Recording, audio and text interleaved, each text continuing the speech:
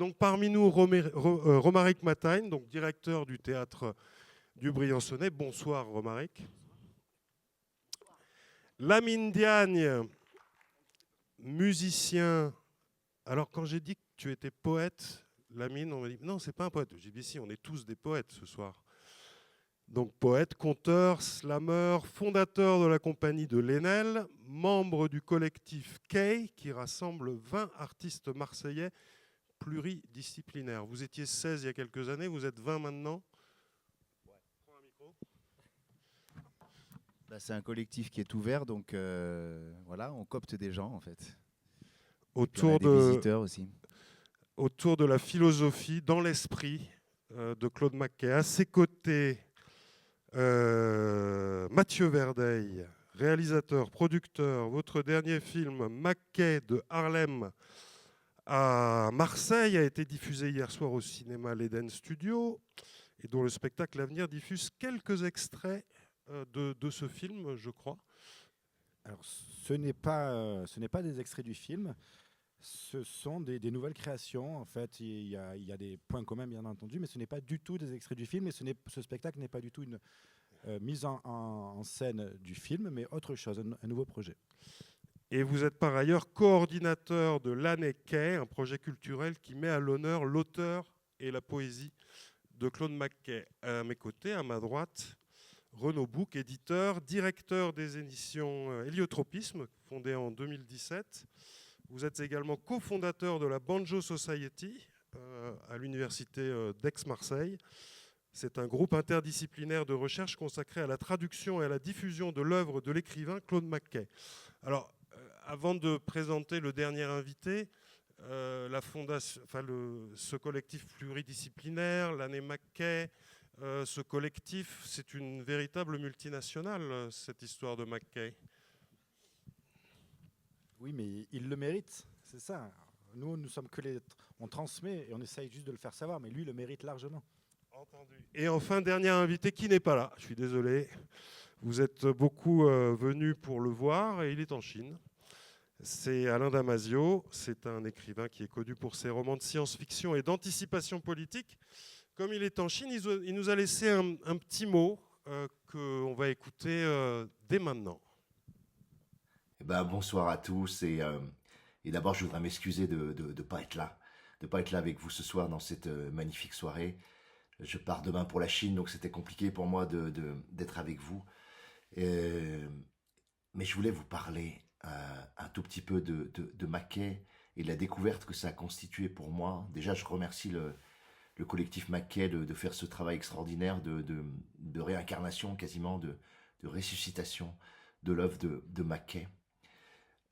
Moi, ce qui m'a frappé tout de suite dans son travail, dans son parcours, c'est que Claude Mackay, pour moi, c'est quelqu'un qui se situe, qui se place dans l'ouvert. Voilà, c'est quelqu'un qui a cette faculté à être à l'intersection, à être au carrefour, à se positionner comme ça dans l'ouvert et à prendre, comme les poètes savent si bien le faire, tout ce qui passe, tout ce qui s'invente, tout ce qui se trouve, toutes ces identités, toutes ces cultures, toutes ces danses, toutes ces musiques, et à les intégrer en lui.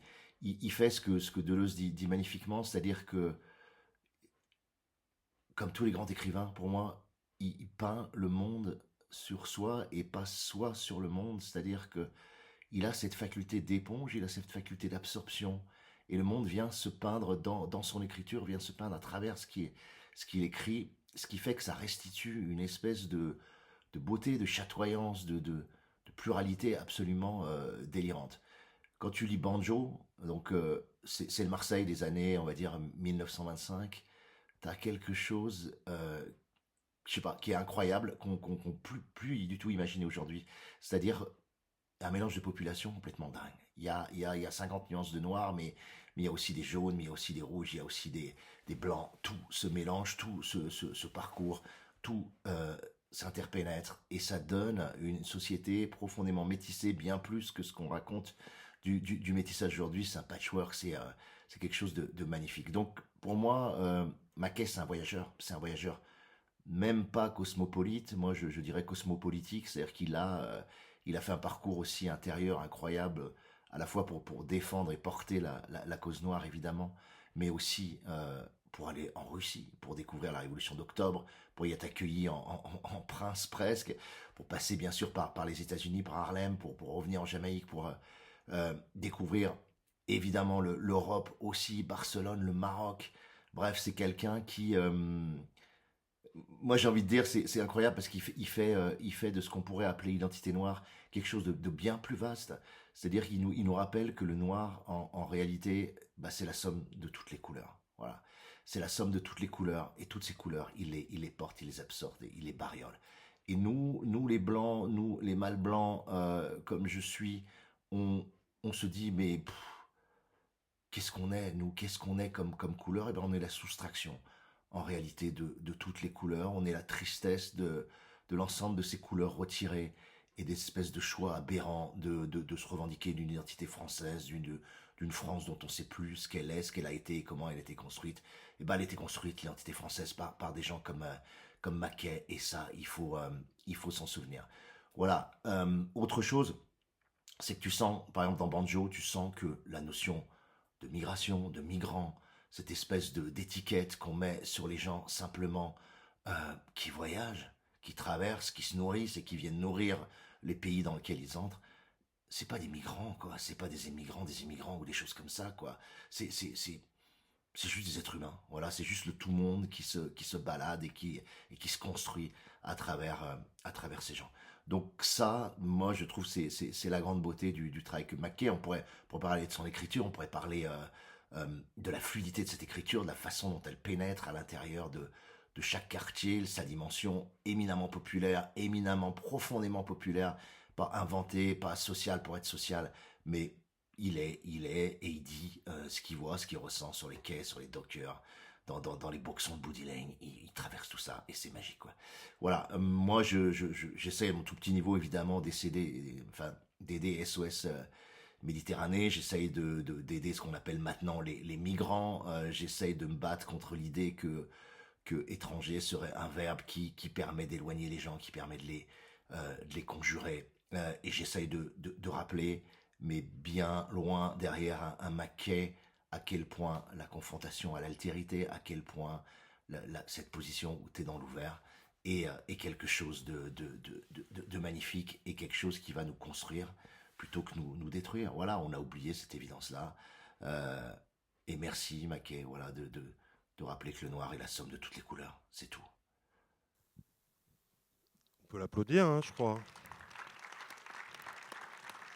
Donc on a assisté à la déconstruction de ce mâle blanc quinquagénaire hétérosexuel qu'est Alain Damasio après sa lecture de Claude Mackay. Romaric Matagne, je ne sais pas si vous êtes quinquagénaire, je ne sais pas si vous êtes hétérosexuel, mais vous êtes un mâle blanc. Ça vous a fait quel effet de lire Mackay, pour autant que vous l'ayez lu? Oui, dans la découverte vraiment de son univers, de ce vagabondage poétique vraiment avec une force textuelle où on sent à la fois le voyage et puis on sent où est-ce que lui est, mais je pense que vous allez en parler, ce qu'il traverse. Ça, c'est à la fois, ça renvoie à quelque chose, et ce que dit aussi Alain Damasio. Il y a cette notion de déconstruction qui je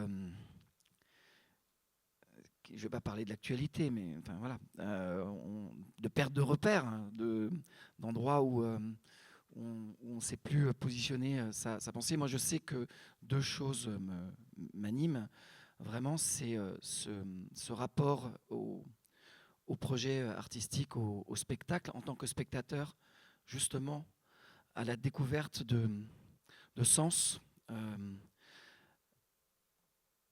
d'un point de vue subjectif, d'une parole d'artiste qui va à un moment donné faire écho à ce qu'on traverse, nous, actuellement, soit à travers des choses du passé et qui nous ramène tout de suite à aujourd'hui, à ce que l'on est. Et la deuxième chose, c'est de me raccrocher toujours à la pensée humaniste, même si je trouve qu'elle a du plomb dans l'aile quand même, dans la notion d'action, où on est plutôt dans une vision de discours, je ne sais même plus si on s'écoute. Et je reviens au plateau, le plateau on l'écoute. Je suis extrêmement sensible au spectacle, soit quand je suis dans la salle, soit quand je suis dans la salle ou ici, ce rapport au quatrième plateau et l'écoute et l'écho qui existe et cette forme d'énergie. Et je trouve que pour moi c'est un élément fondamental. Ça ne fait pas tout, mais c'est l'endroit où j'ai envie de me positionner et me placer. Mathieu Verdeil, vous avez évangélisé un certain nombre de personnes avec Claude McKay, qui est votre dieu depuis des années. On voit Romaric Matagne est bouleversé, Alain Damasio l'est aussi. Moi aussi, j'ai été bouleversé par la lecture de Claude McKay. Pourquoi il nous bouleverse et comment vous l'avez rencontré ? Alors pourquoi il nous bouleverse ? Chacun y trouvera sa réponse. Moi, je peux parler pour moi, mais je constate effectivement que dès que quelqu'un... les gens commencent d'abord par être sceptiques et ils ne connaissent pas Claude McKay. Bon, mais dès qu'ils ouvrent la porte et qu'ils rentrent dans la pièce avec Claude McKay, en général, ils sont tout excités et ils ne veulent plus en sortir.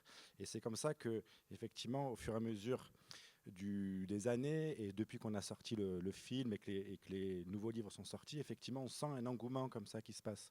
Alors, je ne sais pas comment les autres, chacun va témoigner, mais moi, je sais que quand je l'ai rencontré, donc il y a une quinzaine d'années, en 2006, par l'intermédiaire d'un musicien, ça a été une grosse claque. Banjo d'abord, puisque je suis Marseillais, que je m'intéresse à l'histoire de la ville, au quartier réservé qui a disparu, dynamité en 1943 par les Allemands. Donc, lire un livre qui me donne un document de ce quartier, une image de ce quartier, c'était magnifique.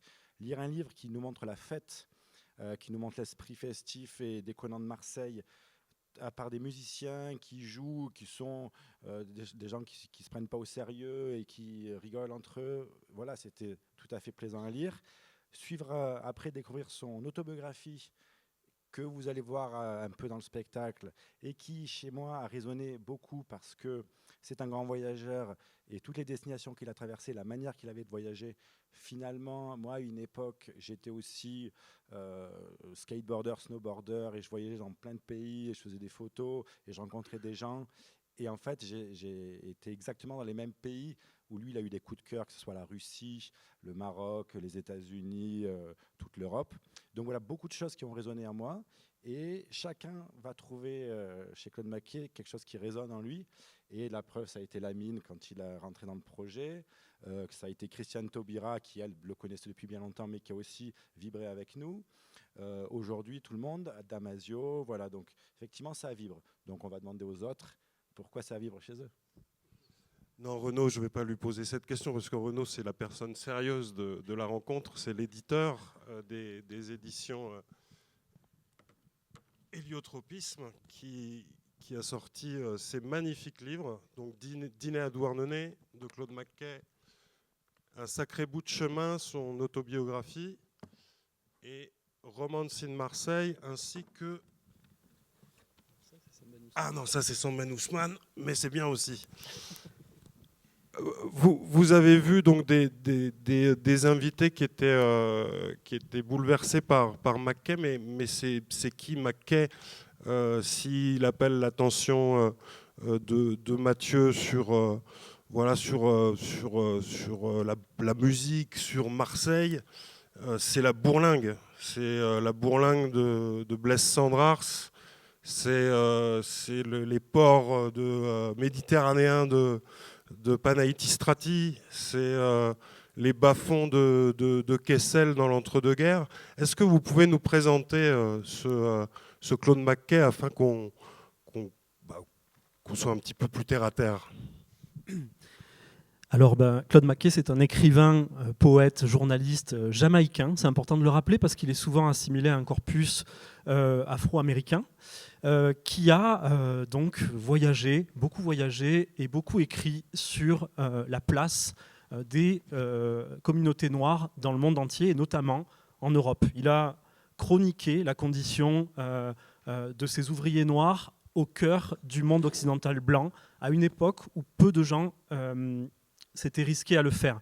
Je rappelle que la négritude, qui est un mouvement qui l'a beaucoup influencé par la suite, naît, on va dire, au début des années 30, hein, et que il va lui-même symboliser un peu la circulation de ces intellectuels noirs, qui va venir plus tard, avec notamment Frantz Fanon, Richard Wright, James Baldwin, notamment, qui vont aussi beaucoup se déplacer à Paris. Mais Mackay a une place un peu à part, parce que c'est un écrivain marginal avant tout. C'est quelqu'un qui a connu la précarité, qui a même écrit depuis et avec la précarité. Il était notamment à Marseille, ouvrier sur le port. Il a vécu de petits boulots aux États-Unis. Il a travaillé dans les compagnies ferroviaires. Et donc, c'est quelqu'un qui s'est beaucoup nourri, qui a considéré la vie comme un grand livre d'expériences vécues.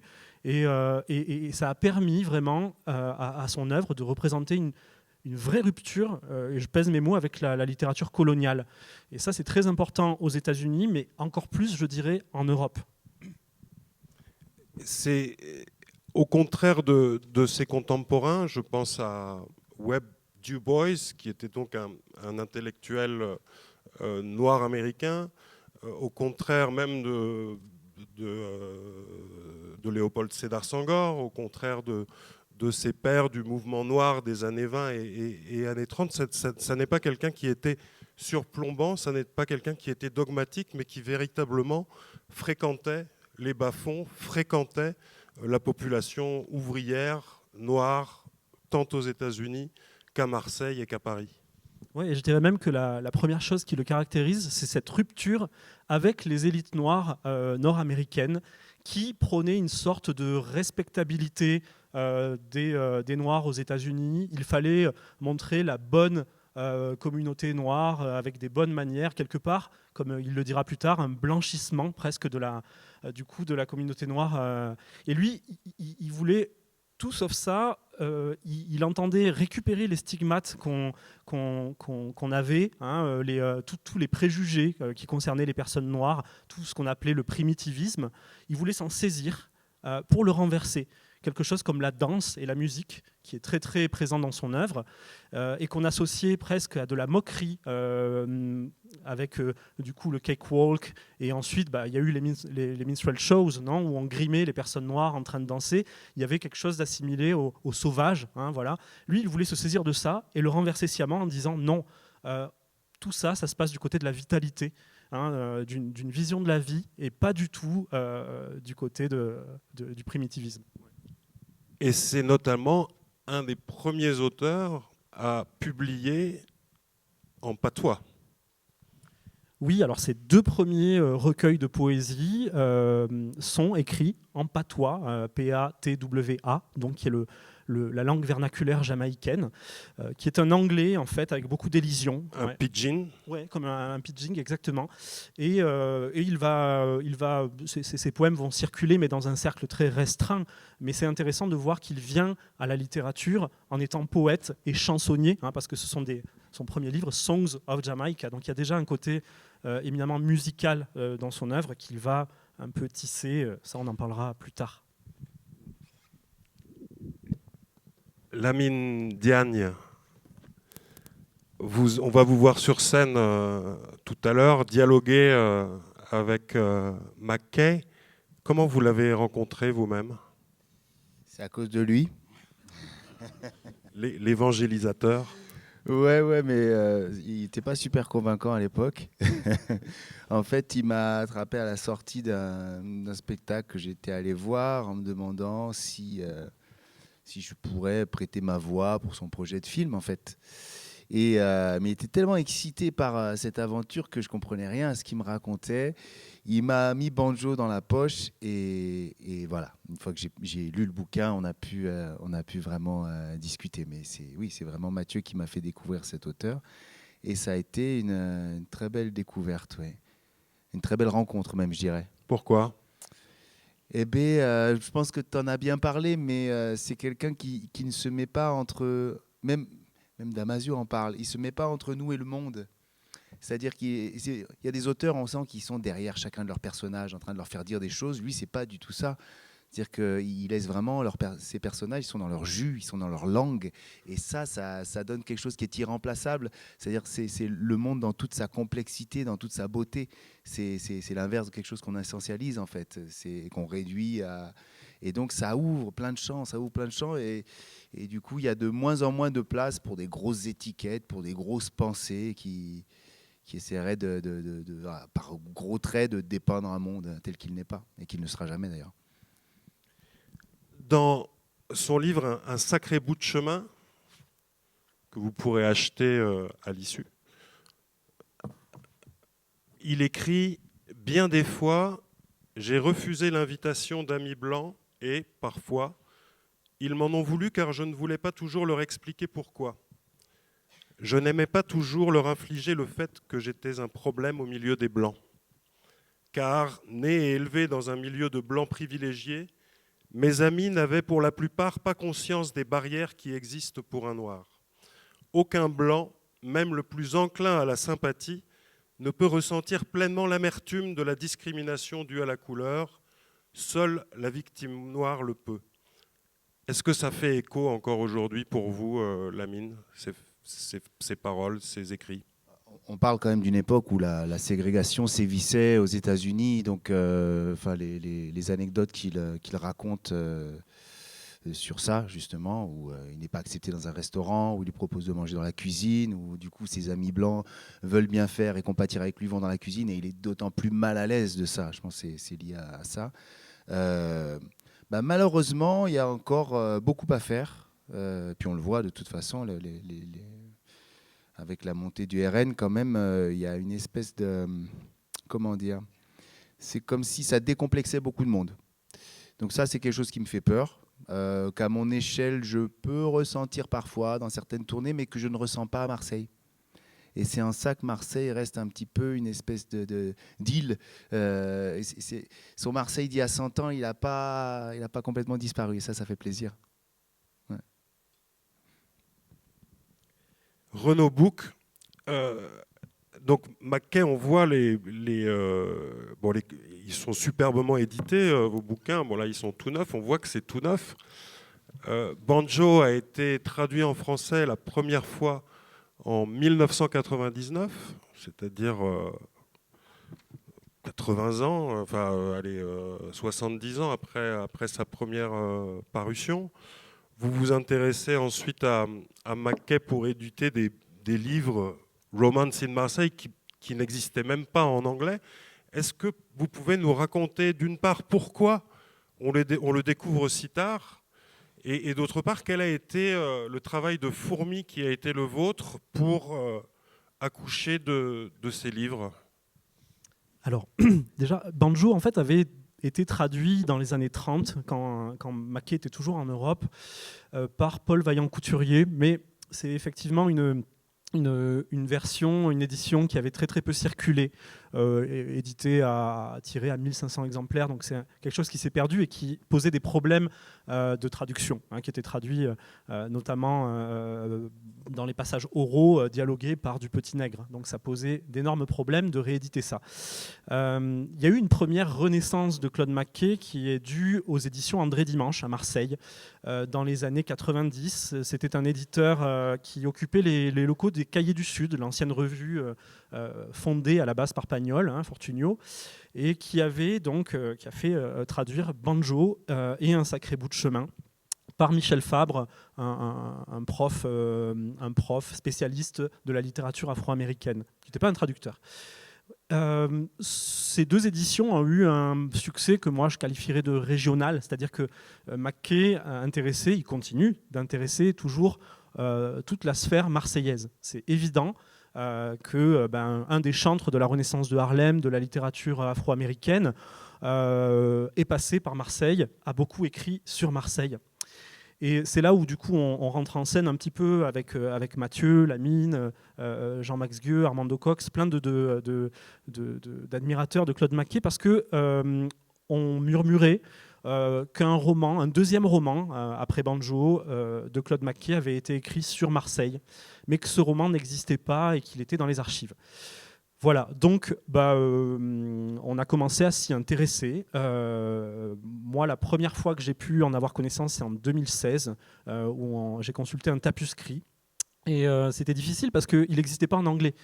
Donc, il fallait effectivement s'assurer que c'était quelque chose écrit par Claude Maquet et pas par quelqu'un au bar du peuple. Voilà. Et donc il y a eu d'abord un long travail de reconnaissance du texte, d'authentification du texte. Il y a eu une deuxième étape qui était attendre que Claude Maquet tombe dans le domaine public parce qu'il est mort en 1948. Et vous savez que pour éditer quelqu'un d'une manière libre, il faut attendre. En France, les droits patrimoniaux sont de 70 ans. Donc ça nous ramenait à 2019. À cette époque-là, on avait déjà fini la traduction de Romancie de Marseille, mais on n'était toujours pas sûr que ce livre puisse être édité. Et on a dû attendre en fait 2020 avec la première édition de Romancie de Marseille en anglais par Penguin. Voilà, donc on a fait ce travail d'archive qui était un peu effectivement un travail d'aventurier, d'archéologue, pour retrouver ce récit et le traduire et le comparer parce qu'il y avait plusieurs tapuscrits.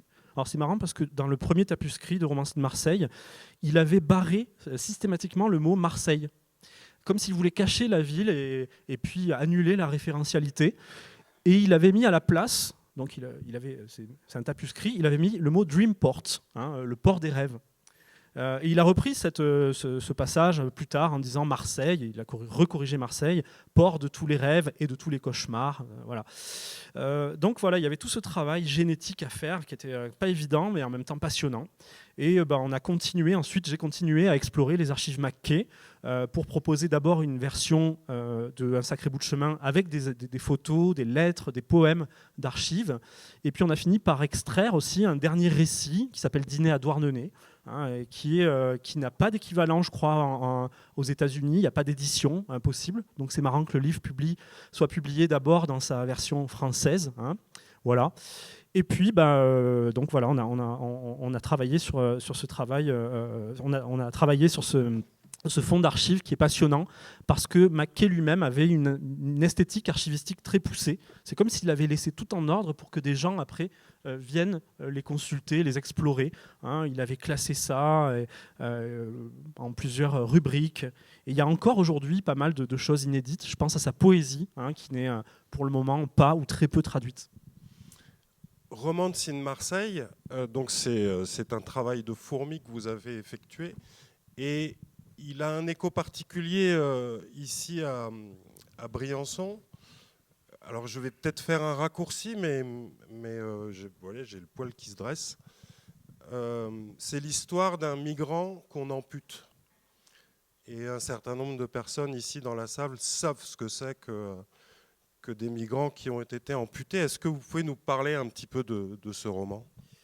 Alors effectivement, c'est un roman qui met en scène un protagoniste, Lafala, qui a vraiment existé, que Claude Maquet a connu, qui s'appelait Nelson Simeon Dédé, qui a entrepris une traversée clandestine de Marseille jusqu'aux États-Unis pour des raisons économiques et qu'on a caché dans la salle des machines d'un bateau en pleine nuit glaciale.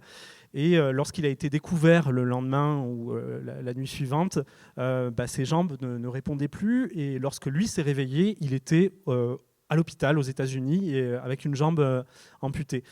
Et suite à ça, il a touché un petit pécule de la compagnie Fabre qui le transportait. Il est revenu à Marseille. Et, avec l'aide de Maquet, je crois. Alors, Claude Maquet l'a aidé en fait dans on va dire la reconnaissance de son histoire.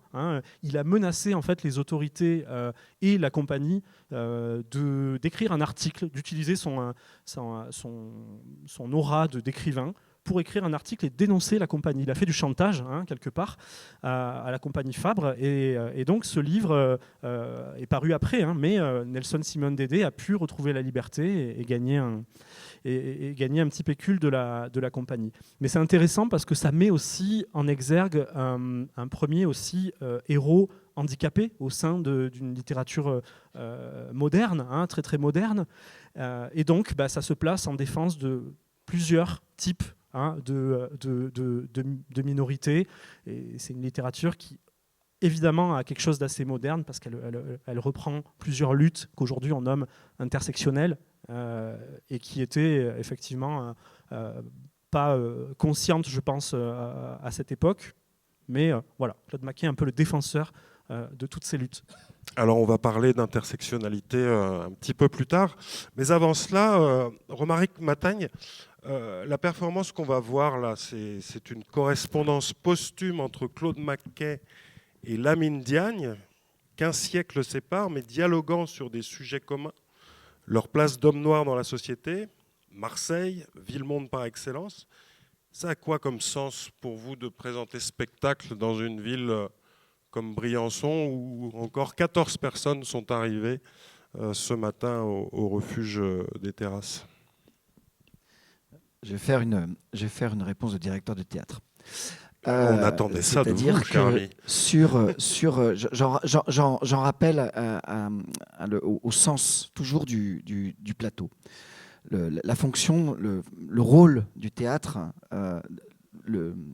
cet endroit, on est sur un rôle de lien entre des propositions artistiques avec un sens, et c'est ce sens qui m'intéresse. Mais je pense que, je parlais des Lumières tout à l'heure, je pense à Kant, c'est la notion d'imaginaire. Lui, il appelle chacun des spectateurs à développer son imaginaire par rapport à son propre savoir, c'est-à-dire ses propres références. Et dans tous les spectacles qui sont programmés, il y a un sens. Le diable est dans les détails, il y a un sens caché. Il y a 2 semaines, on a eu un spectacle, Panoramique Banana, un spectacle de danse qui était sur l'ensauvagement. J'ai entendu ce mot tout à l'heure se glisser. Oui, on parle de ça. On a eu l'art d'avoir toujours raison. Le chapeau, c'est comment gagner une élection quand on sait qu'on va perdre. Il y a 10 jours, on a eu La vie en vrai avec Anne Sylvestre. Il suffit de taper, voir qui est Anne Sylvestre. En 1, chanson pour enfants. En 2, engagement féministe. Et en fait, tout ça, ce sont les sujets qui traversent notre société. Et je pense que le rôle qu'il faut garder, et dans le sens de la programmation, mais aussi la liberté artistique, d'avoir ces sujets au plateau, ici comme ailleurs. Parce que la résonance, elle est dans là où on se retrouve, géographiquement, intellectuellement, mais aussi dans la notion d'ailleurs avec qu'est-ce qui se passe globalement. En fait, il y a une phrase, l'art déclenche la pensée, je la trouve un petit peu prétentieuse, mais c'est un petit peu ça. Et si je reviens à cette notion d'imaginaire, c'est le premier niveau de compréhension du spectateur. Il ne parle pas de public, Kant. Le deuxième niveau, c'est le fait de l'émotion. Et le troisième, c'est se raccrocher à son propre savoir. Et je vais terminer avec ça, c'est quand je fais la programmation, j'ai mon propre récit. Et je m'aperçois de plus en plus, que ce soit quand je discute avec les spectateurs qui viennent, enfin, les habitants qui viennent, il y a tout le temps un autre récit et on part dans un autre imaginaire qui appartient à chacun. J'ai déjà entendu à ma programmation, la programmation du théâtre, c'est pas la mienne, la programmation du théâtre, tiens, elle a un petit sens écolo. Ben oui, mais parce que l'imaginaire de la personne permet de voir ça. Et il n'y a pas un récit unique imposé. Je pense que c'est la force artistique, c'est pas quelque chose de dogmatique. Et on en voit beaucoup du dogme, mais on a mis un W devant. Et c'est vraiment aussi cette liberté à chacun de se faire son propre récit à partir de ce que l'on voit au plateau. Et en effet, il y a toujours du sens. Ce soir, nous parlons de thèmes, de thématiques, le wokisme, l'intersectionnalité, le handicap, la négritude, la différence, le migrant, l'étranger, qui sont conspués jusqu'au plus haut niveau de l'État, qui ont des conséquences sur les politiques publiques, puisque le tel ministre de l'enseignement supérieur attaque l'institution universitaire. Qu'en est-il pour vous? Est-ce que ça a eu une incidence Romaric Matagne, sur vos programmations. Est-ce que vous sentez que le vent tourne? Un mauvais vent tourne? Là, aujourd'hui, je ne sais pas. Il y a une tendance générale où, à un moment donné, ça a été dit, la culture n'est pas essentielle. Ok, dont acte. Moi, comment dire, comment dire, le sens politique, c'est aussi la force des choix et de l'action. Si à un moment donné, comment dire, pour moi c'est évident, la culture est essentielle. Je ne vais pas dire le contraire, je me blasphémerais à dire des choses comme ça. Mais il y a aussi un sens commun, c'est-à-dire qu'il y a ce qui est raconté au plateau et ce qui se passe dans la salle, et cette interaction-là, qui pour moi a une force incroyable. Et puis, je ne peut pas concevoir, même si aujourd'hui on voit apparaître des fragilités, mais enfin, il y a des fragilités et elles sont globales. Je disais certaines parce que je pensais vraiment à la culture, avec des disparités qui apparaissent, avec des engagements politiques sur la culture et des désengagements. Je me dis aussi que peut-être on bascule sur un autre rééquilibrage territorial. Au niveau des choix de politique culturelle, mais je ne pense pas qu'on soit sur une disparition. Par contre, ce qui m'inquiète plus, c'est la capacité de liberté, d'expression des artistes et du sens, mais de manière mécanique, pas de se contraindre, mais comment dire, il y a quand même un courant qui existe où on va aussi vers des choses qui sont parfois un petit peu plus faciles. L'art n'est pas une marchandise, mais comment dire, la poussée est forte quand même sur la notion de produit, tout ce que l'on a, tout ce que l'on voit, et un spectacle, même Mathieu, ou même pour un livre, peu importe, c'est pas un produit classique, c'est une partie de la personne. On y met du sien, on y met le cœur et la tête, et on a envie d'avoir un récit qu'on a envie de partager et d'être écouté. Et je crois que la salle de théâtre est encore un endroit d'écoute et d'échange. Un peu forcé parfois, mais... Allons à Marseille avec Mathieu. Le héros de Claude Maquet, Banjo, dans Banjo, Maquet écrit de lui: dans aucun autre port, ils n'avaient rencontré, vivant ensemble, autant de noirs d'une variété aussi pittoresque. Nègres parlant l'une des langues civilisées, nègres parlant tous les dialectes africains, nègres à la peau noire, brune ou jaune, à croire que chaque pays du monde où vivaient des Noirs avait laissé des représentants de cette race dériver jusqu'à Marseille. Une vaste armée vagabonde de nègres de brousse s'efforçant de glaner leur subsistance sur le macadam du grand port provençal. Mathieu, quand on s'est rencontrés, et je vous ai eu au téléphone avant de vous rencontrer, vous m'avez tout de suite parlé du Massilia Sound System. Et j'ai senti dans votre accent, dans votre voix, une espèce de fierté, et que Maquet en rajoutait de cette fierté. Et que, à la découverte de Maquet, vous vous êtes dit: bah oui, je l'avais bien dit, Marseille est le centre du monde, Marseille est la capitale du jazz, Marseille est la ville du métissage, même si c'est un mot qu'on n'a pas le droit de dire maintenant. Oui, effectivement, Marseille est une bien belle ville. Je suppose que Est-ce que tu peux parler avec un peu plus d'entrain, s'il te plaît? Oui, Marseille est une bien belle ville. Non, mais voilà, bien sûr, Marseille est magnifique, et Marseille, on la vit dans le spectacle, justement. C'est ça qui est, c'est un des pas des objectifs, mais c'est une des particularités de ce spectacle. On on essaye de retrouver le Marseille de Claude McKay à travers les yeux de Lamine aujourd'hui qui en parle, et aussi à travers les témoignages d'habitants de Marseille et aussi de personnes, des voyageurs, des exilés qui s'arrêtent à Marseille de manière parfois contrainte, parfois volontaire. Et ils s'arrêtent parce qu'ils se sentent bien dans cette ville. Et moi qui habite, je me sens bien aussi dans cette ville. Lamine pourra en parler aussi, comment il se sent bien. Alors, cette armée vagabonde, elle est toujours là. Il y a toujours des gens du monde entier qui sont là, qui se brassent. C'est intéressant de retrouver, par exemple, à la Plaine, au Cours Julien, pour ceux qui le connaissent, il y a aujourd'hui toujours une bande de blacks qui jouent de la guitare, et du djembé, qui font la fête le soir. Et en fait, ces personnages, c'est les mêmes qu'il y a dans Banjo.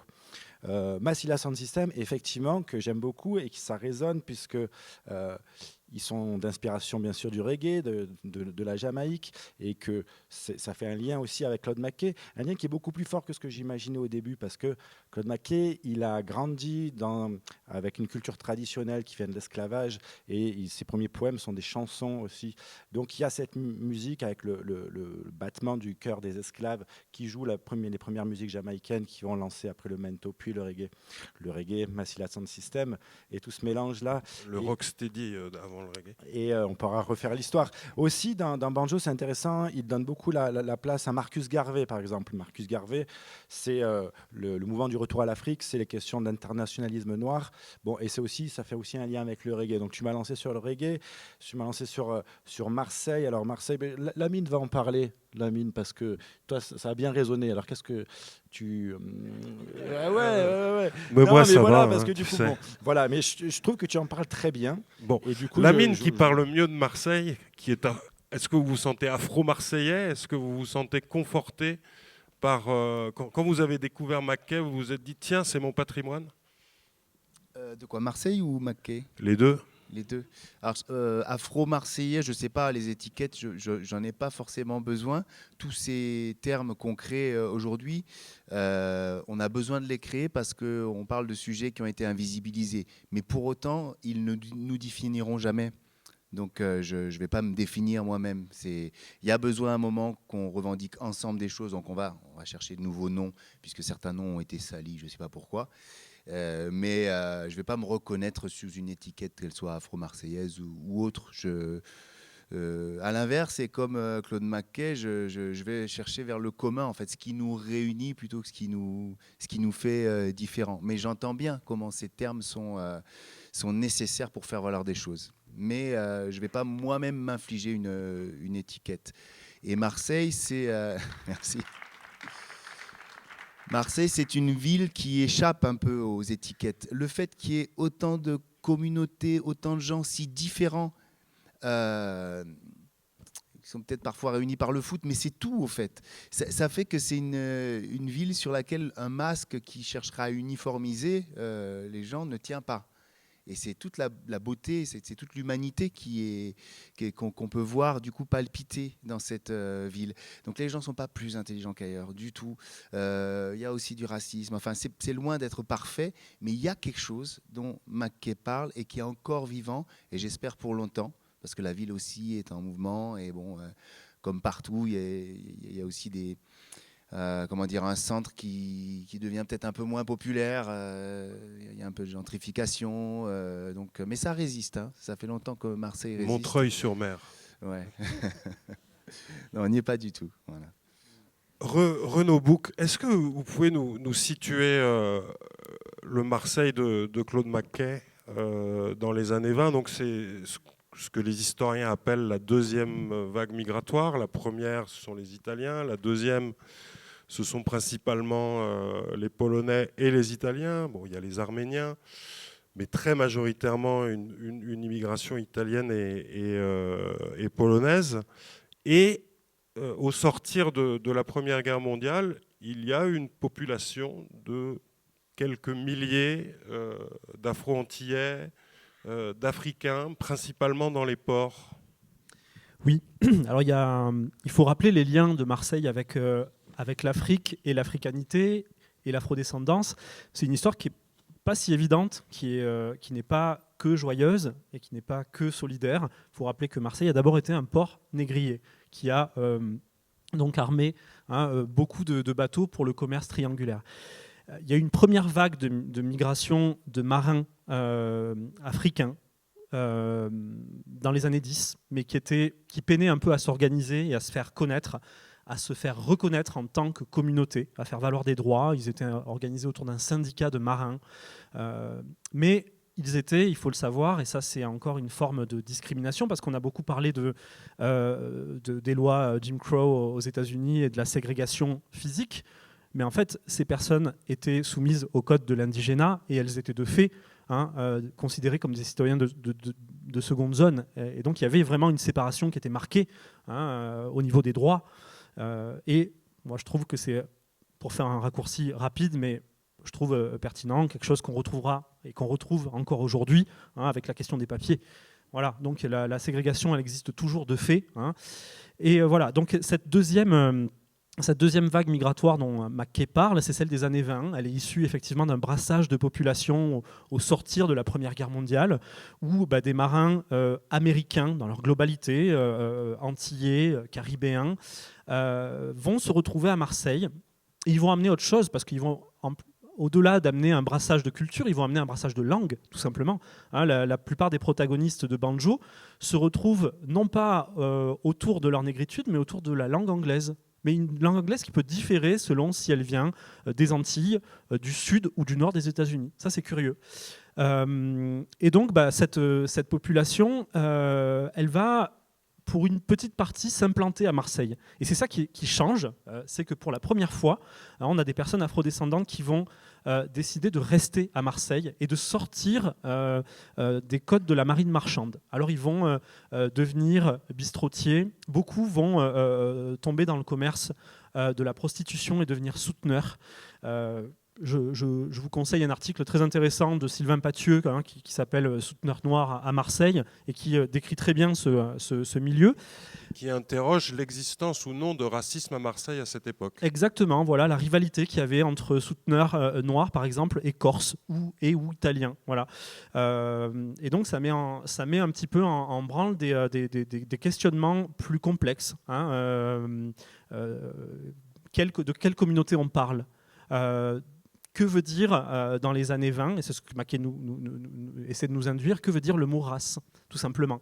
Est-ce que le mot race n'apparaît pas un peu, quelque part, en pointillé, parce qu'il y a un rejet qui existe? Est-ce que le mot race n'est pas une création du racisme, en fait? Voilà. Et donc, c'est cette communauté-là qui s'installe à Marseille et qui va peu à peu aussi se politiser, rentrer en politique avec un personnage important, notamment Lamine Senghor, qui est un chef syndicaliste et qui crée le gazé pendant la Grande Guerre. Gazé pendant la Grande Guerre et qui va malheureusement mourir assez jeune. Claude McKay va le rencontrer, ils vont devenir amis dans un bar et lui va créer un comité, une ligue de défense de la race nègre, c'est comme ça qu'il l'a appelé, qui va être ensuite reprise par Thiemoko Garankouyaté, un Malien, qui lui va mourir déporté pendant la Seconde Guerre mondiale. Mais voilà, c'est déjà une première implantation et c'est important de le rappeler parce qu'il y aura plusieurs vagues d'immigration et d'installation de personnes africaines et afrodescendantes par la suite liées à la marine marchande. Parce que ce que l'on retient surtout de la présence afrodescendante en France dans l'entre-deux-guerres, c'est Paris. C'est ce qui va conduire à la création de présence africaine. Ce sont les intellectuels des 4 communes au Sénégal. Ce sont les intellectuels antillais. On pense bien sûr à Aimé Césaire qui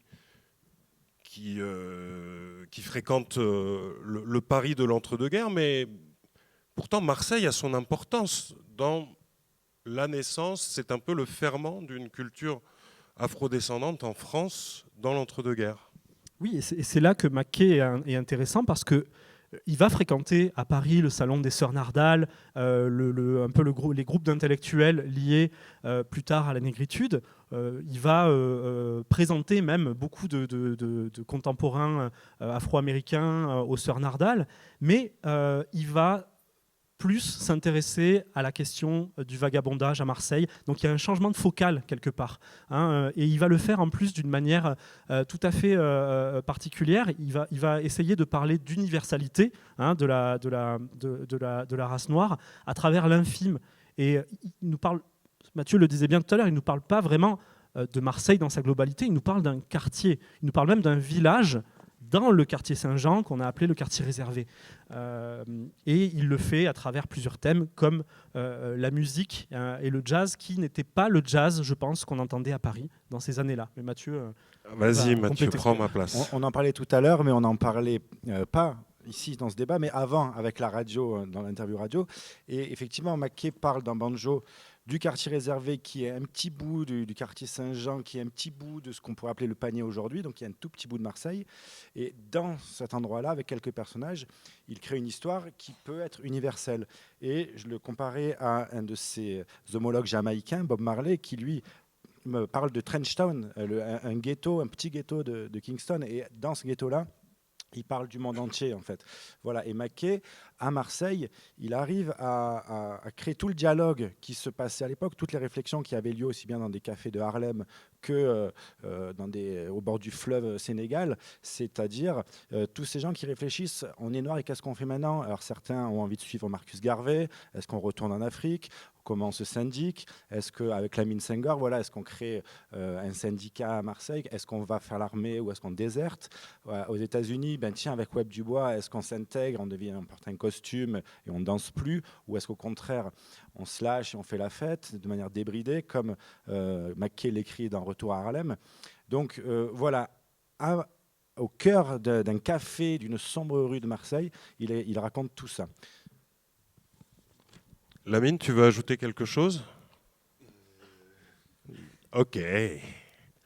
Alors, Christiane Taubira, qui est la marraine de votre consortium Mackay, vous avez vu, il y a des t-shirts, il y a des mugs aussi qu'on pourra...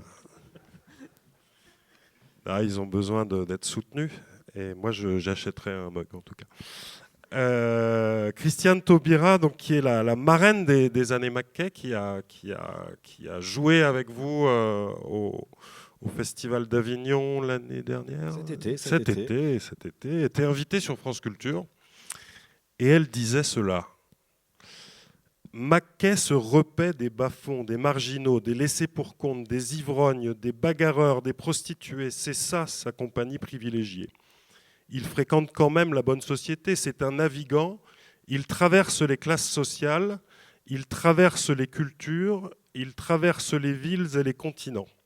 Mackay, c'est un vagabond, c'est un marginal, il est homosexuel, il est même bisexuel.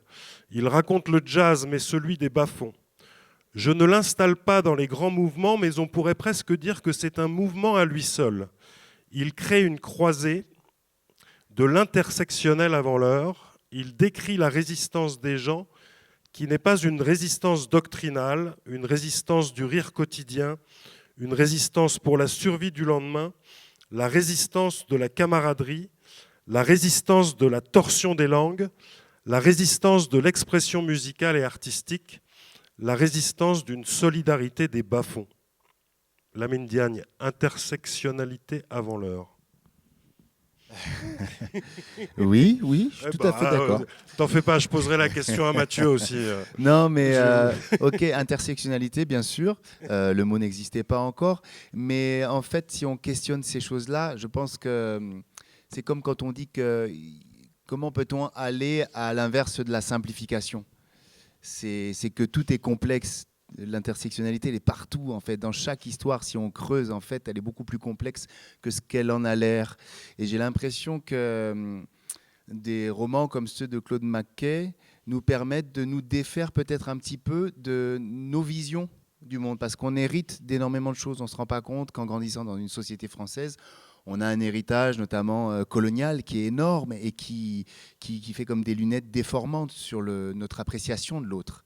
Et donc des auteurs qui sont très sensibles, qui arrivent à se défaire de ces lunettes, ils nous permettent de voir un peu plus, de voir un peu plus large, un peu plus grand, d'apprécier plus largement à cœur ouvert le monde et les gens qui les entourent. Donc pour moi, le trésor, c'est les gens, mais parce que chaque personne est très particulière en fait. Et si on n'éteint pas la relation par des préjugés, parce qu'ils ressemblent à quelque chose d'eux, parce qu'on m'a dit que, eh ben, chaque relation, elle est une expérience à faire. Voilà, donc si on va au bout de tous ces termes-là, c'est une grande joie à partager la friction de notre humanité. Renaud, comment ça se passe l'intersectionnalité à Marseille, dans le Marseille de Banjo?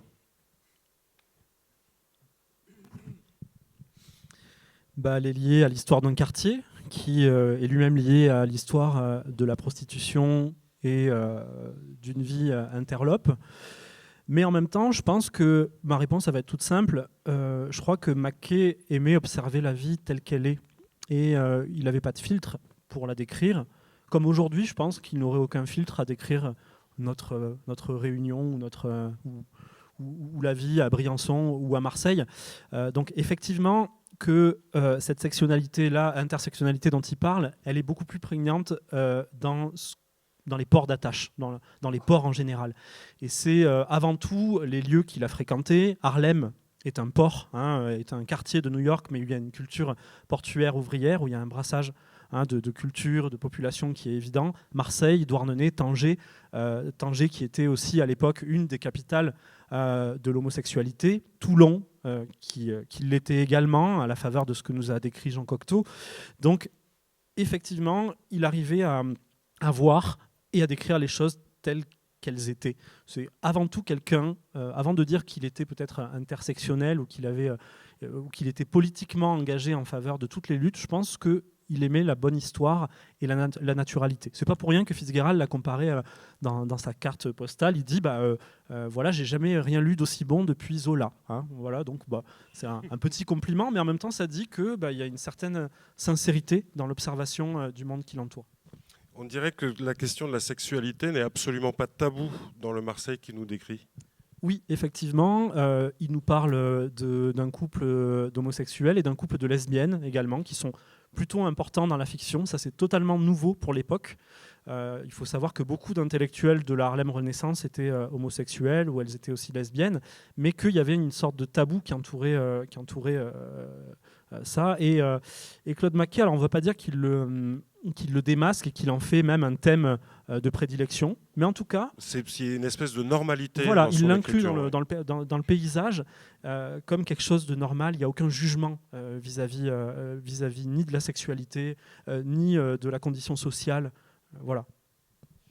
Alors, Lamine Diagne et Mathieu Verdeil, dans votre film, dans votre spectacle, progressivement, vous nous amenez à un dialogue entre le Mackay d'il y a 100 ans et le Mackay d'aujourd'hui, et vous vous intéressez à vous rattachez Mackay à toutes ces problématiques contemporaines que sont la question migratoire, colonialisme ou le postcolonialisme, le capitalisme mondialisé à travers ces containers et ces porte-containers qu'on voit continuellement dans le film.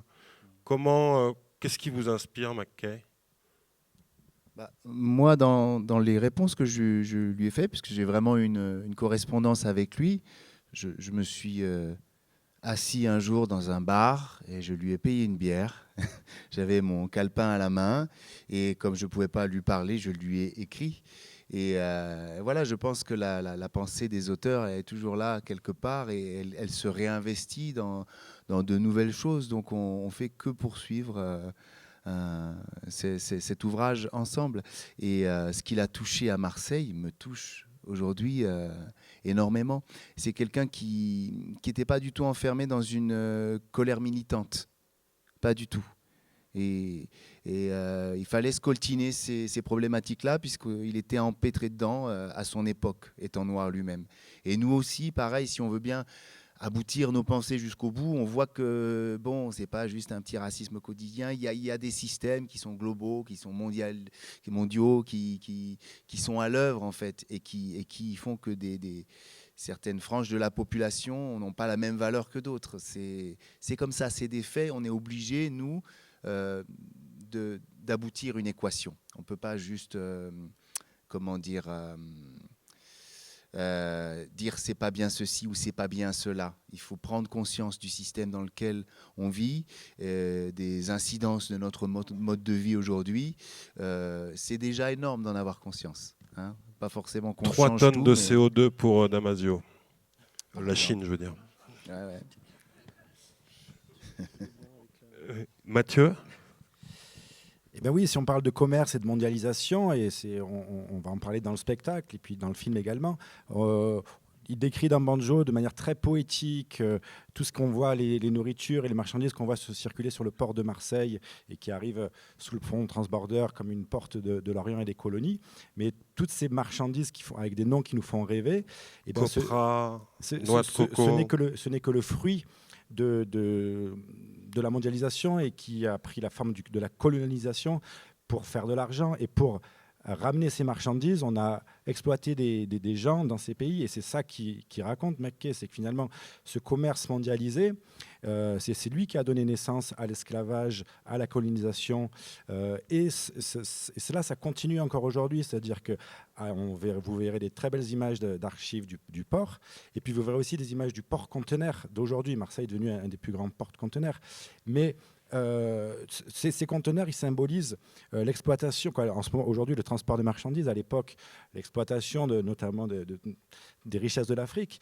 Et voilà, et il en parle dans Banjo, et aujourd'hui, on a la même problématique. Et donc, dans le spectacle, ces conteneurs, ça symbolise ça. Et les problématiques, le problème du capitalisme mondial, voilà, est toujours là, bien là, malheureusement. Et Mackay était déjà là, à cette époque-là, à pointer et à nous montrer, voilà, regardez ce qui se passe. Il disait aussi, tous ces gens qu'on est allé exploiter chez eux, on a du mal à les accepter chez nous aujourd'hui. Voilà, il disait cette phrase, et ça aussi, c'est malheureusement toujours là, quoi. Lamine, tu veux ajouter quelque chose ? Non, je trouve que c'est très bien. C'est très bien ce que tu as dit. Et puis, on ne va pas dévoiler tout ce qu'on va faire dans le spectacle, quand même. J'en avais parlé ce midi au déjeuner, mais ils m'ont dit que je pouvais y aller. Tu n'étais pas là. Voilà, j'étais pas là. Alors, il y a un mot qu'on entend beaucoup depuis le début de cette causerie, c'est le mot universalisme. On a compris que Mackay n'aimait pas les chapelles, qu'il n'était pas dogmatique, qu'il se méfiait du dogme. On le voit notamment dans Un sacré bout de chemin, que je vous recommande, notamment pour son séjour en Union soviétique en 1922, au moment de la Troisième Internationale, où il s'invite, où il prend vite, comme Panaïtistrati plus tard, il prend inquiétude de ce que va devenir l'Union soviétique, notamment à travers le stalinisme. Et c'est quelqu'un qui n'était pas d'accord avec Marcus Garvey sur le retour en Afrique, qui n'était pas d'accord avec la vision de Webb Du Bois, cette volonté de ressembler aux Blancs, et qui se revendiquait d'abord comme poète et qui ne voyait en face de lui que des hommes avant que ce soit des Noirs, des Blancs, des Jaunes ou des Marrons. Et cet universalisme, il apparaît très vite dans sa carrière de poète, et c'est peut-être son premier poème, If We Must Die, qui est écrit après ce qu'on appelle le Red Summer, en 1919 aux États-Unis. Et c'est quelque chose d'assez important dans l'histoire de l'afrodescendance, le rapport aux guerres mondiales, et notamment la question du retour des soldats. On est à 80 ans et 5 jours du massacre de Tiaroy. Et le retour des soldats noirs au pays a eu une incidence fondamentale dans leur politisation et dans la connaissance de leurs conditions. Est-ce que vous pouvez nous situer ce poème Renaud, et nous dire comment il a traversé les âges jusqu'à être cité par Churchill devant la Chambre des communes et devant le Congrès américain. Oui, ça parle d'une époque, la fin des années 10, de tensions raciales aux États-Unis, avec effectivement ce Red Summer qui voit en fait beaucoup de massacres, de lynchages de Nord-Américains par des populations blanches. Et Claude McKay dira qu'il a écrit ce poème en réaction un peu comme une sorte de coup de feu qui était sorti.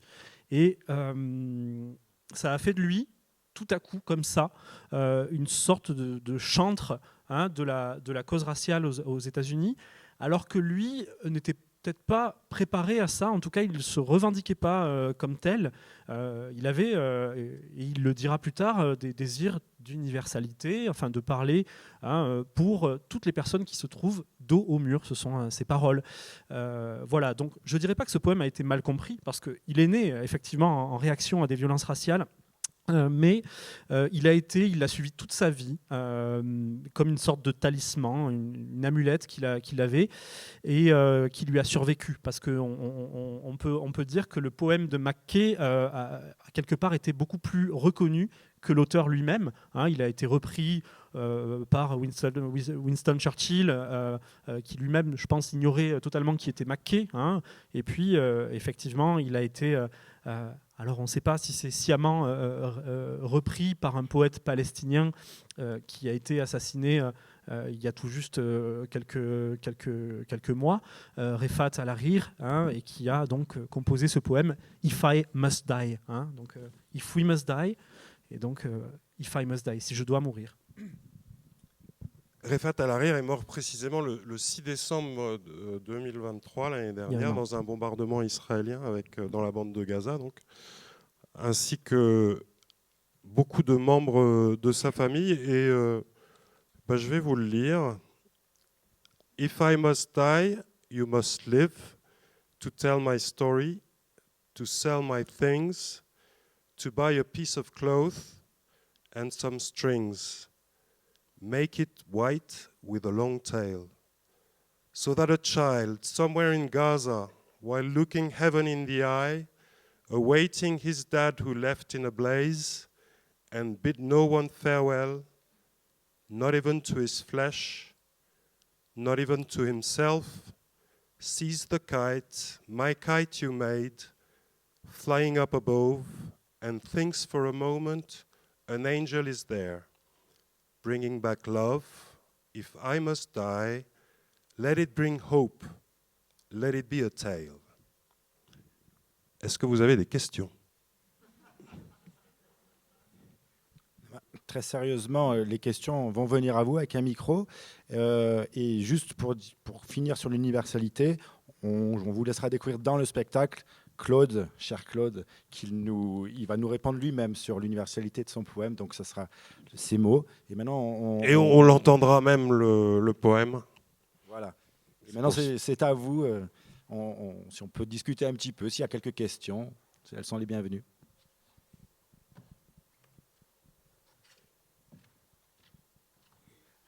Et si ce n'est pas le cas, il n'y a pas de problème, on pourra discuter ensemble tout à l'heure, parce qu'on a encore... Et Lamine est parti pour se préparer pour le spectacle. Voilà.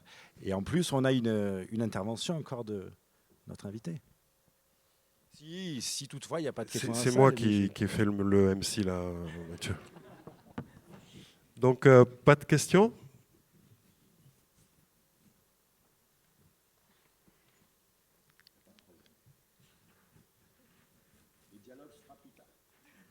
Est-ce qu'il y a quelque chose d'important que vous souhaitez ajouter, messieurs ?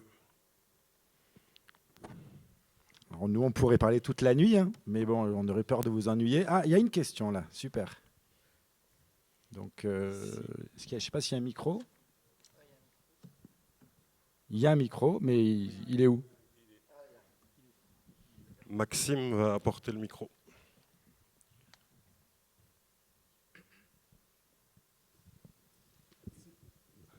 Pourquoi Claude McKay n'a pas été édité, publié les années 30, 40, 50 ? Aux États-Unis notamment. Aux États-Unis, il n'était pas publié en anglais. Alors, c'est pas exactement ça. Il a été publié. Il a été même un best-seller. Des romans qu'il a écrits en France qui ont été publiés, qui ont été des best-sellers. Donc, il a été publié de son vivant et largement publié. Mais certains ouvrages n'ont pas été publiés. Romancie de Marseille, en l'occurrence, Dîner à Douarnenez, Les Brebis Noires de Dieu n'ont jamais été publiés de son vivant et finalement ont été, pour certains, redécouverts. Et pour d'autres, Romancie de Marseille, bon, on en a parlé tout à l'heure un petit peu, hein, c'est un livre sulfureux qui raconte qui parle d'un homosexuel, qui parle d'homosexualité dans un quartier interlope qui fait de bordel et de baston. Et son auteur, qui était lui-même exilé au Maroc, sulfureux, soupçonné par les services secrets d'être un agent propagateur du communisme, surveillé par Hoover, etc. Je pense que les éditeurs en 1929, alors que c'était le crack immobilier, le crack boursier, non, le crash, non, voilà, il était dans un contexte où il n'a pas été publié pour ça, et il était un petit peu, voilà, on n'avait plus envie vraiment de l'entendre, quoi, et l'eau avait coulé. Donc voilà, c'était quelqu'un qui a été un peu enfoncé, mis de côté, parce que les Américains passaient à autre chose, c'était la crise, et il était sulfureux. Voilà pourquoi, et sans doute il n'a pas été publié. Renaud pourrait en parler plus longtemps, mais on en parlera autour d'un verre, je pense, tout à l'heure. On a encore le temps. Renaud ? C'est la faute des éditeurs. Voilà. C'est eux qui n'ont pas voulu publier le livre. De manière générale, il y a des contextes comme ça, éditoriaux, qui font que des œuvres tombent dans l'oubli. Et pourquoi est-ce qu'il a été mis au banc ? Parce qu'il était malade, pour beaucoup, il n'avait plus rien à dire. Et il a été marginalisé, tout simplement, placé ensuite dans un hospice. Et voilà, il y a quelque chose qui est de l'ordre du déclin de sa propre vie, mais du déclin aussi d'un mouvement, la Renaissance de Harlem, qui dans les années 30 trouve moins de lecteurs et de lectrices. Donc il y a plein de causes qu'on pourrait ajouter comme ça. Il y a aussi le fait que Claude McKay ait eu beaucoup de problèmes avec les éditeurs. Il demandait des avaloirs. Et puis, pauvre auteur, on ne le payait pas. En vérité, c'est aussi ça. Un auteur, une autrice, encore aujourd'hui, sont hyper mal rémunérés. Ceux qui font le livre, moi je parle en tant qu'éditeur, je ne gagne pas ma vie comme éditeur. Si on n'est pas dans un circuit, on ne trouve pas une manière de vivre. Et Claude McKay n'a pas entièrement vécu de son écriture.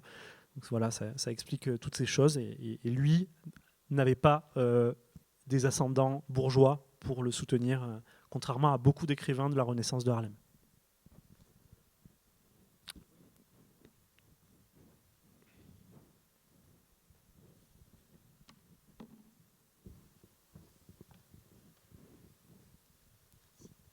Et à l'inverse, puisqu'on vient de parler du déclin de Claude McKay, qu'est-ce qui a inspiré sa poésie ? Comment est né ce désir d'écrire en Jamaïque, je suppose ? Je peux répondre si vous voulez. Alors, très jeune, en fait, il compose son premier poème à 10 ans. Il le dit lui-même. En fait, il se trouve qu'il avait deux personnes qui l'ont majoritairement influencé. D'une part, son grand frère, chez qui il est parti habiter, qui avait une quinzaine d'années de plus que lui, qui était instituteur et qui lui a tout de suite partagé sa grande bibliothèque et une liberté de pensée, et voilà, et des auteurs très classiques et très divers. Et puis un ethnographe blanc anglais qui aussi l'a pris sous son aile et lui a mis à disposition sa bibliothèque. Et il dit lui-même qu'il a lu aussi bien Bouddha que Schopenhauer, que Shakespeare, Byron. Voilà, et Verlaine, Bernard Shaw. Voilà, donc il avait une éducation très riche comme ça, et Shakespeare en particulier.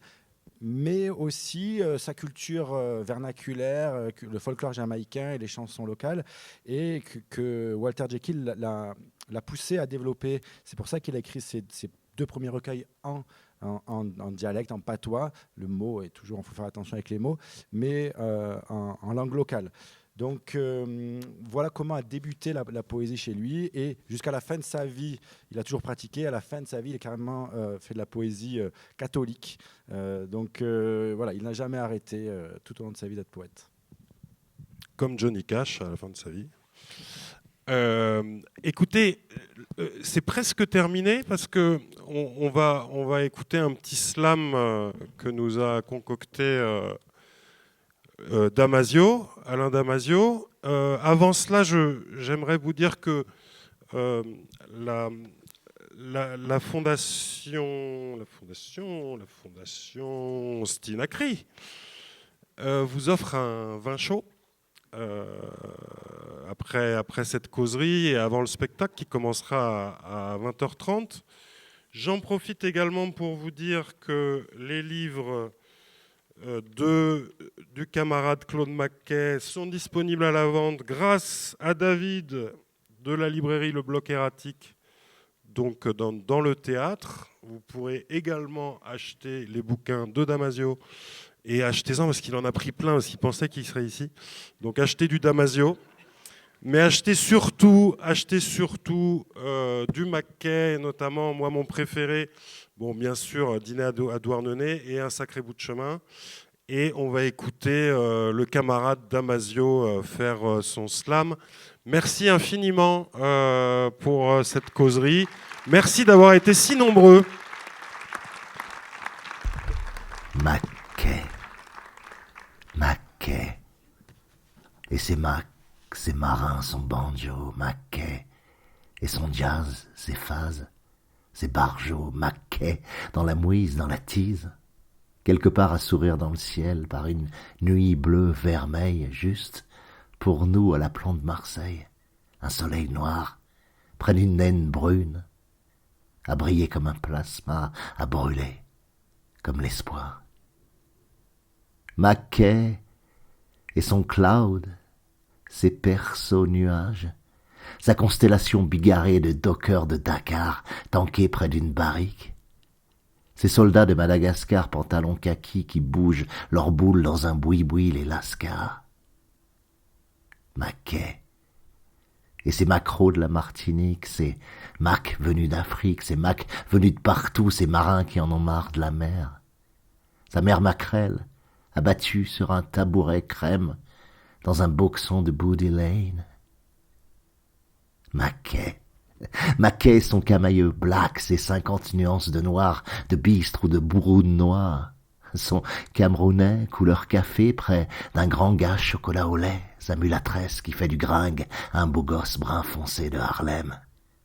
La douceur d'une tresse qui glisse sur la nuque d'une peau réglisse, dans ce rade où ça danse, dans la transe des torses, dans le chaloupé des épaules et des hanches. Oh, shake that thing, he's a jelly roll king. Multi, Bugsy, Ginger et Dangle, Latna et son lit ouvert comme un poème. La planète Mars et ses clochards célestes, ses filles, ses militants de la cause nègre, ses blancs-becs magouilleurs et infects. Son métissage faramineux, éblouissant, à une époque où tout ce qui passait par Marseille était juste le tout monde des humains, où le mot migrant ne classait pas, n'avait aucun sens, puisque tout migrait en tous sens. Poètes, vos papiers, poètes, vos paniers pour cueillir la vie fluide qui coule à travers l'osier, poètes, vos palmiers. Maquet, Claude. Comme une comète qui part de la Jamaïque, trace sa voie et sa vie des États-Unis à la Russie, par l'Europe, par le Maroc, par Londres, Marseille ou Paris, par Berlin et Barcelone aussi. Ouais, it's a long way from home, mais quel putain de life, mec. Life is your wife. Quelle trajectoire de ouf, négro. De Marx au Christ. Tu nous la troues, notre boîte crânienne de blanc crâneur, notre petite face de fesses pâles. Tu nous l'ouvres en 2, en 10, au coupe-coupe. Notre triste identité de froggy, sédentaire, né rance, né en France. Tu nous la redonnes, pourtant, ouverte. Cette identité en éventail, en quartier de pastèque ou d'orange par tes textes.